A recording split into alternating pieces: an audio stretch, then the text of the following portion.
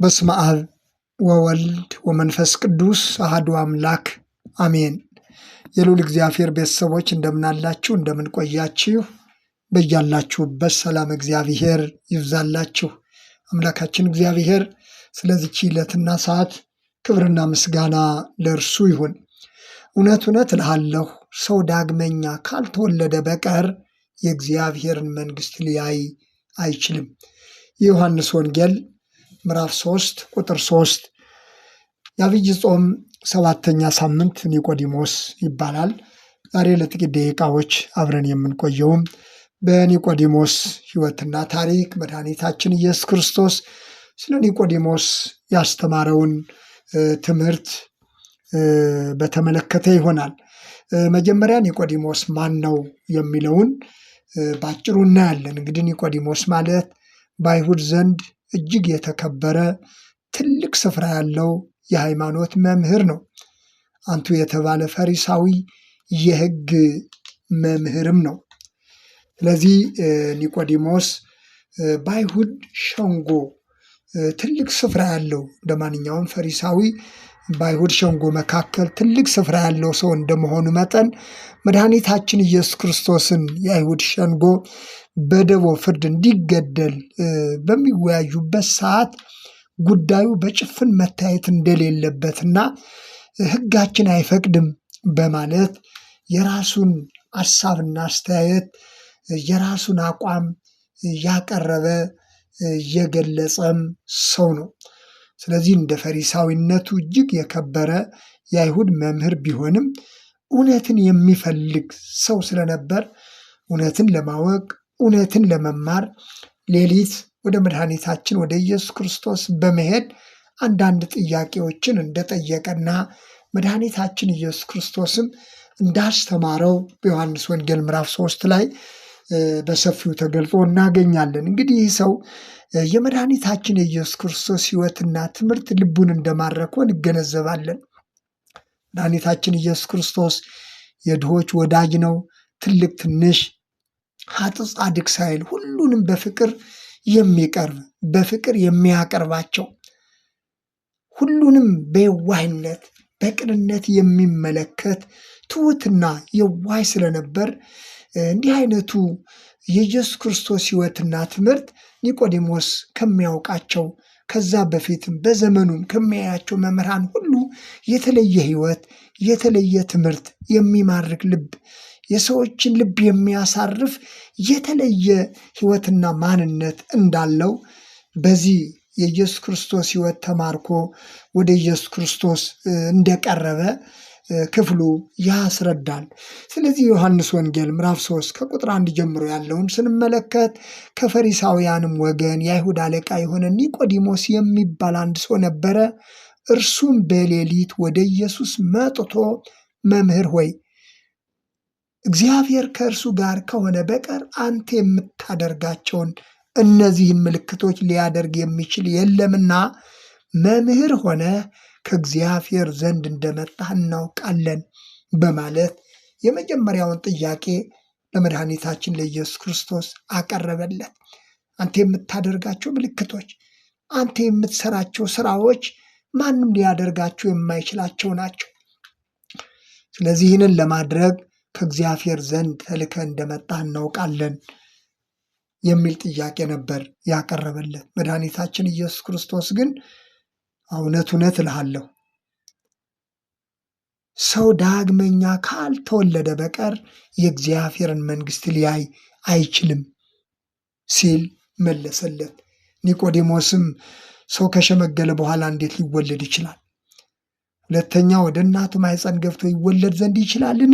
ሁለተኛው የኒቆዲሞስ ጥያቄ ነው። ኢየሱስም መለሰለት፣ እውነት እውነት እልሃለሁ ሰው ከውሃና ከመንፈስ ካልተወለደ በቀር ወደ እግዚአብሔር መንግሥት ሊገባ አይችልም። መጀመሪያ ሰው ዳግመኛ ካልተወለደ በቀር የእግዚአብሔርን መንግሥት ሊያይ አይችልም አለው። ሁለተኛ ደግሞ ሰው ከውሃና ከመንፈስ ካልተወለደ በቀር ወደ እግዚአብሔር መንግሥት ሊገባ አይችልም። የሰው ልጅ የእግዚአብሔርን መንግሥት ለማየትና ወደ እግዚአብሔር መንግሥት ለመግባት ዳግመኛ መወለድ አለበት። ከውሃና ከመንፈስ መወለድ አለበት። እነዚህ መሰረታዊ ነገሮች ናቸው። ምናልባት ከጊዜያችን አንጻር ዳግመኛ መወለድና ከውሃና ከመንፈስ መወለድ በሚሉት ርዕሰ ጉዳዮች ዙሪያ በሌላ ርዕስ በሌላ ጊዜ የምንመለስበት ይሆናል። ለአሁኑ ግን ለጊዜው መድኃኒታችን ኢየሱስ ክርስቶስ ለኒቆዲሞስ በዋናነት ያነሳቸው ነጥቦች ዛሬም ቢሆን መንፈሳዊነትን ክርስትናን የምንማርበት መሰረታዊ ትምህርት እንደሆነ ሁላችንም ልንገነዘብ ያስፈልጋል። ሲቀጥል ምን አለ? ከስጋ የተወለደ ስጋ ነው፣ ከመንፈስ የተወለደ መንፈስ ነው አለ። ከስጋ የተወለደ ስጋ ነው፣ ከመንፈስ የተወለደ መንፈስ ነው። ምናልባት ዳግመኛ ተወልጃለሁኝ ከውሃና ከመንፈስ ተወልጃለሁኝ የምንል ሰዎች ዳግመኛ የተወለደ ሰው ምን አይነት እንደሆነ ከውሃና ከመንፈስ የተወለደ ምን አይነት እንደሆነ መድኃኒታችን ኢየሱስ ክርስቶስ እንዳስተማረን በሐዋርያትን መጻሕፍት እንደተጻፈው ሌላ ጊዜ በሰፊው ልንመለስበት እንችላለን። ሆኖ ዳግመኛ የተወለደ ሰው ምን አይነት እንደሆነ ከውሃና ከመንፈስ የተወለደ ሰው ምን አይነት እንደሆነ ለኒቆዲሞስ የተነገረው ትምህርት ለእኛም እጅግ አስፈላጊ መሆኑን ልንገነዘብ ያስፈልጋል። ስለዚህ መድኃኒታችን ኢየሱስ ክርስቶስ ለኒቆዲሞስ ጥያቄ ያን የመለሰላቸው መሰረታዊ ነገሮች አንደኛ ዳግመኛ መወለድ፣ ሁለተኛ ከመንፈስ መወለድ ነው። ከስጋ የተወለደ ስጋ ነው አለ፣ ከመንፈስ የተወለደ መንፈስ ነው አለ። ዳግመኛ ልትወለዱ ያስፈልጋችኋል ስላልሁ አታድንቅ አለው። ምክንያቱም ኒቆዲሞስ እንዴት ሊሆን ይችላል እያለ ነው። ሰው ከሸመገለ በኋላ እንደገና ወደ እናት ማኅፀን ገብቶ ሊወለድ ይችላል ወይ? የመድኃኒታችን የኢየሱስ ክርስቶስ ትምህርት ለኒቆዲሞስ አዲስ ሆነበት። የመድኃኒታችን የኢየሱስ ክርስቶስ ትምህርት ለኒቆዲሞስ ምስጢር ሆነበት። ስለዚህ መድኃኒታችን ኢየሱስ ክርስቶስ ሁለት ነገሮችን በምሳሌ ገለጸለት ለኒቆዲሞስ። አንደኛው ነፋስ ወደሚወደው ይነፍሳል፣ ድምፁንም ትሰማለህ፣ ነገር ግን ከወዴት እንደመጣ ከወዴትም እንዲሄድ አታውቅም። ከመንፈስ የተወለደ ማለት እንዲሁ ነው አለ። እንዲሁ ነው። የነፋስን ድምፅ ትሰማለህ። አዎ፣ ደግሞም ንፋስ ሲያወዛውዝ ዛፎችን፣ ቅጠሎችን ማየት ይቻላል፣ ድምፁንም መስማት ይቻላል። ነገር ግን ልክ ነፋስ እንደማይታይ ሁሉ ነፋስን ትሰማለህ እንጂ በዓይን ማየት እንደማትችል ሁሉ በዓይን የማይታየው የመንፈስ ቅዱስ ስራ በሰዎች ልብ ውስጥ ሲሰራ የሰዎችን ሕይወት ሲለውጥ ነው የምታየው። ስለዚህ የመንፈስ ቅዱስ ስራ ማለት ይህ ነው አለው። ነፋስን ማየት እንደማይቻል መንፈስ ቅዱስንም በአካል እንኳ ማየት ባይቻል የመንፈስ ቅዱስ ስራ ውጤት የሆነው በሰዎች ልብ ውስጥ በሰዎች ሕይወት ውስጥ ሲሰራ ግን በዛን ጊዜ ስራውን ታየዋለህ።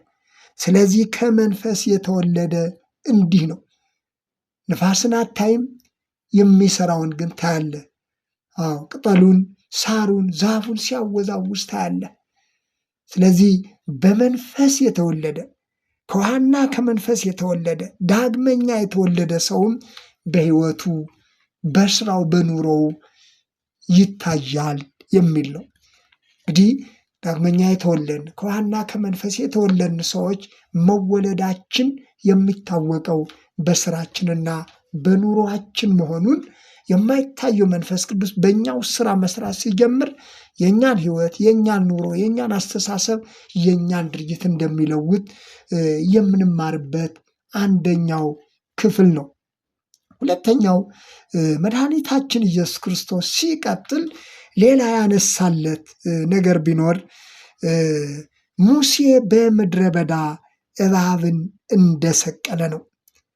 መጀመሪያ ስለ ነፋስ በምሳሌ አስተማረ።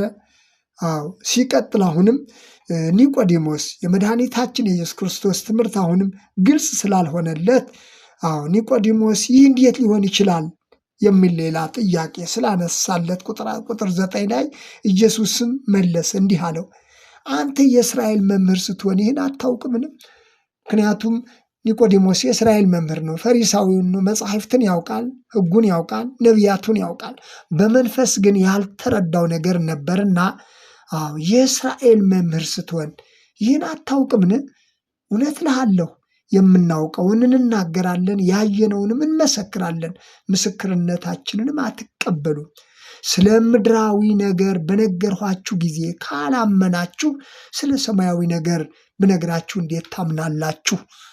አለና ከሰማይ ከወረደው በቀር ወደ ሰማይ የወጣ ማንም የለም፣ እርሱም በሰማይ የሚኖረው የሰው ልጅ ነው። ሙሴ በምድረ በዳ እባብን እንደሰቀለ እንዲሁ በእርሱ የሚያምን ሁሉ የዘላለም ሕይወት እንዲኖረው እንጂ እንዳይጠፋ የሰው ልጅ ይሰቀል ይገባል።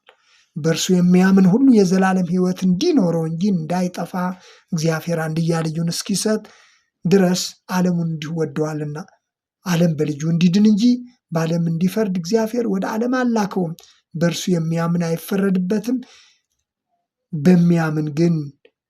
በእርሱ በሚያምን አይፈረድበትም። በማያምን ግን በአንዱ በእግዚአብሔር ልጅ ስላላመነ አሁን ተፈርዶበታል በማለት ሌላውን ሐሳብ አነሳለት።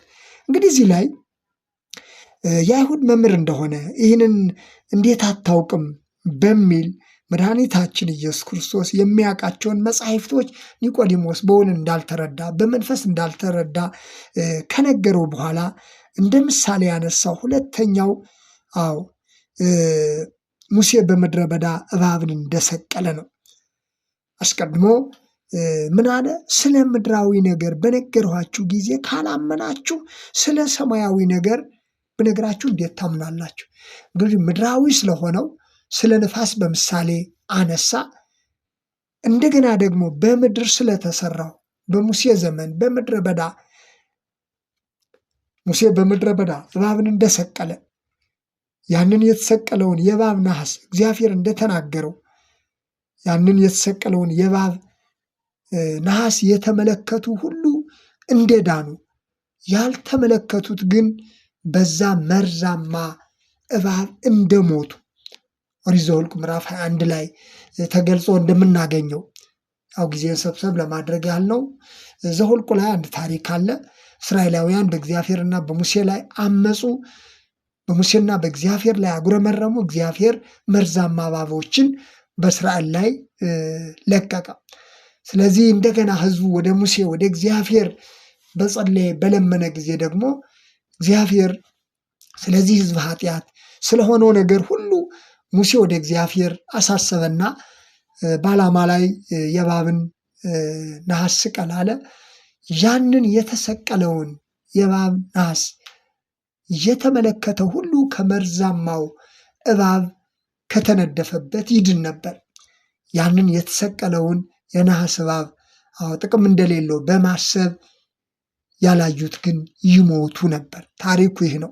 ስለዚህ መድኃኒታችን ኢየሱስ ክርስቶስ በኦሪት ዘኍልቍ ላይ በብሉይ ኪዳን የተፈጸመውን ታሪክ እንደገና ምንም ኒቆዲሞስ መጻሕፍቱን ታሪኩን ቢያውቅም በመንፈስ እንደገና ያስረዳውና ያሳስበው ጀመር። ስለዚህ ምድራዊ የሆነውን ነገር በነገርኋችሁ ጊዜ ካላመናችሁ ስለ ሰማያዊ ነገር ብነግራችሁ እንዴት ታምናላችሁ? ምክንያቱም ሰማያዊ የሆነውን ምስጢር ሰማያዊ የሆነውን መዳን መድኃኒታችን ኢየሱስ ክርስቶስ በምድር ተገኝቶ እያስተማራቸው ነው። ያንን ሰማያዊ ምስጢር ለማወቅና ያንን አምኖ ለመዳን መድኃኒታችን ኢየሱስ ክርስቶስ የሚናገረውን ትምህርት ማስተዋል ይገባቸው ነበር። ክርስቶስ በምድር ተገኝቶ ከድንግል ማርያም በነሳው ሥጋ ለሰው ልጆች ሰማያዊውን ምስጢር በምድር እየተናገረ ነው። ስለዚህ በምድር እርሱ የሚናገረውን ትምህርት ማስተዋል ማለት ይህንን መቀበል ማለት ይህንን ማመን ማለት ሰማያዊውን ነገር ማወቅና መረዳት ነው። ስለዚህ መጀመሪያ በነፋስ መስሎ አስተማረ። ቀጥሎ ደግሞ በምድረ በዳ የሆነውን እግዚአብሔር በሙሴ በኩል የሰራውን ስራ ደግሞ መስሎ እንደገና ተናገረ። ከሰማይ ከወረደው በቀር ወደ ሰማይ የወጣ ማንም የለም፣ እርሱም በሰማይ የሚኖረው የሰው ልጅ ነው። ሙሴ በምድረ በዳ እባብን እንደሰቀለ በእርሱ የሚያምን ሁሉ የዘላለም ሕይወት እንዲኖረው እንጂ እንዳይጠፋ የሰው ልጅ ይሰቀል ይገባዋል። ስለዚህ በሙሴ የሆነውን ነገር ካመናችሁ ከተረዳችሁ፣ አሁን ደግሞ የሰው ልጅ በመካከላችሁ ተገኝቶ ሰማያዊን ነገር እየገለጸ ነው። ስለዚህ በምድር ተገኝቼ ይህንን ነገር እየነገርኋችሁ ይህንን ካላመናችሁ ስለ ሰማያዊ ነገር ብነግራችሁ እንዴት ታምናላችሁ የሚል ነው። እርሱ የሚናገረውን ኢየሱስ ክርስቶስ የሚናገረውን የሚያስተምረውን ነገር ማወቅ፣ መቀበል፣ ማመን ማለት ሰማያዊውን ነገር ማወቅና ሰማያዊውን እውነት መረዳት ማለት ነው። ስለዚህ ኢየሱስ ክርስቶስ እንደሚሰቀል የሰቀሉት አይሁድ ያላመኑበት ይህ ክርስቶስ በእርሱ የሚያምኑ ግን እንደሚድኑና የዘላለምን ሕይወት እንደሚያገኙ ቀደም ተብሎ እንደተገለጸው የእግዚአብሔርን መንግስት ማየት ወደ እግዚአብሔር መንግስት መግባት ማለት ደግሞ በተሰቀለው በክርስቶስ ማመን ነው። የሰው ልጅ ሲሰቀል ይገባዋል አለ። ስለዚህ በተሰቀለው በእርሱ የሚያምኑ ደግሞ የዘላለም ሕይወት አላቸው፣ አይጠፉም። በተሰቀለው በእርሱ ማመን ማለት ደግሞ የእግዚአብሔርን መንግስት ማየትና ወደ እግዚአብሔር መንግስት መግባት እንደሆነ መድኃኒታችን ኢየሱስ ክርስቶስ ይህንን ዝርዝር ጉዳይ ለኒቆዲሞስ ነገረው። በእርሱ የሚያምን አለ የዘላለም ሕይወት እንዲኖረው እንጂ እንዳይጠፋ እግዚአብሔር አንድያ ልጁን እስኪሰጥ ዓለሙን እንዲሁ ወዶአልና። ስለዚህ እየነገርኋችሁ ያለሁት ይህንን ነው። በምድር ተገኝቼ እኔ የምነግራችሁን ነገር ካላመናችሁ ስለ ሰማያዊ ነገር ብነግራችሁ እንዴት ታምናላችሁ? ምክንያቱም እርሱ በምድር ተገኝቶ የሚናገረውን ነገር ካመኑ ነው ሰማያዊውን ነገር ሊያውቁና ሊያምኑ የሚችሉት። ምክንያቱም እርሱ የእግዚአብሔር የክብሩ መንጸባረቅና የባህሪው ምሳሌ ተብሎ የተገለጸው ክርስቶስ እርሱ ከሰማይ ወርዶ ከድንግል ማርያም ተወልዶ ከእርሷ በነሳው ሥጋ ሰው ሆኖ በምድር ሲመላለስ በምድር ሆኖ ስለ ምድራዊው ነገር ተናገረ ማለት ሰዎችም እርሱ የሚናገረውን ተቀበሉ፣ አመኑ ማለት ሰማያዊውን ነገር አመኑ ወይም ደግሞ ሰማያዊውን ነገር ተቀበሉ፣ ሰማያዊውን ምስጢርም ማወቅ ቻሉ ማለት ነው። ስለዚህ መድኃኒታችን ኢየሱስ ክርስቶስ ሐዋርያው ቅዱስ ጳውሎስ በሮሜ መልእክቱ ምዕራፍ 8 ቁጥር 9 ላይ በኃጢአተኛ ምሳሌ ሆኖ የተሰቀለው እርሱ የሚናገረውን መስማት፣ እርሱ የሚናገረውን ማመን ማለት ኒቆዲሞስ እንዴት ይሆናል ሲል የነበረው ጥያቄ ሁሉ መልስ አገኘ ማለት ነው። ስለዚህ ስለ ኒቆዲሞስ ትምህርት፣ ስለ ኒቆዲሞስ ሕይወት ኒቆዲሞስ በመድኃኒታችን በኢየሱስ ክርስቶስ ሕይወት ተማርኮ እርሱ ከሚያውቀው ትምህርትና ከሚያውቀው እውቀት በላይ ወደ ኢየሱስ ክርስቶስ በመምጣት የተማረውና ያገኘው ነገር አዲስ ልደት፣ እንደገና ደግሞ ሰማያዊውን መንግስት መውረስ፣ ወደ እግዚአብሔር መንግስት መግባትና የእግዚአብሔርን መንግስት ማየት፣ ደግሞም ዳግመኛ መወለድና ከውሃና ከመንፈስ መወለድ የሚሉትን መንፈሳዊ ነገሮች በዝርዝር የያዘ ነው። ስለዚህ ይህ ሰው እንዲህ አይነቱን አዲስ የሆነውን ቀድሞ የማያውቀው ነገር መምህር ነው፣ የአይሁድ መምህር ፈሪሳዊ ነው። ነገር ግን ከክርስቶስ ኢየሱስ በአዲስ መንገድ በአዲስ ሁኔታ ይህንን አዲስ የሆነውን ትምህርት ከኢየሱስ ክርስቶስ ሕይወትና ቃል መማሩን የምናስብበት ሳምንት ነው። ቀደም ብዬ እንዳነሳሁት ዳግመኛ መወለድና ከውሃና ከመንፈስ መወለድ የሚሉት እጅግ ለእያንዳንዳችን እንደ ክርስቲያን አስፈላጊ የሆኑትን ነገሮች በሌላ ጊዜ እንደገና የምንመለስበት ይሆናል። ስለነበረን ጊዜ አምላካችን እግዚአብሔር ስሙ የተመሰገነ ይሁን። አሜን።